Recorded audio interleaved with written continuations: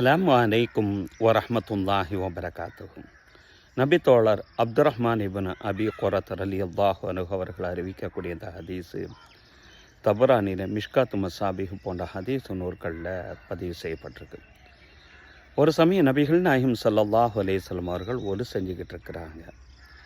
அவர்கள் மீது உண்டான அந்த பிரியத்தின் காரணமாக அவர்கள் ஒவ்வொரு உறுப்புகளையும் கழுவக்கூடிய நேரத்தில் அந்த தண்ணி கீழே விழும் அல்லவா, சுற்றி இருக்கக்கூடிய தோழர்கள் எல்லாம் அந்த தண்ணியை கையில் வாங்கி தன்னுடைய முகத்திலையும் மேலிலையும் தடவி கொள்கிறார்கள்.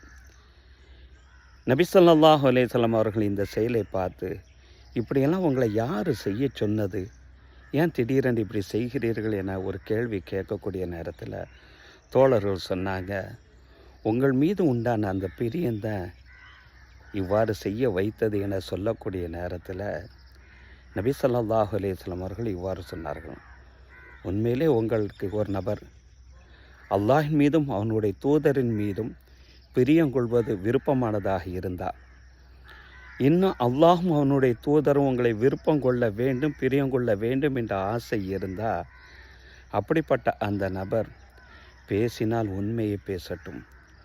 அவரனும் நம்பி ஒரு காரியத்தை ஒப்படைக்கப்பட்டால் அதை பரிபூர்ணமான முறையில் நிறைவேற்றட்டும். தன்னை சுற்றி இருக்கக்கூடிய நபர்களுக்கு உபகாரம் செய்யட்டும் என்றார்கள் நபி ஸல்லல்லாஹு அலைஹி வஸல்லம்.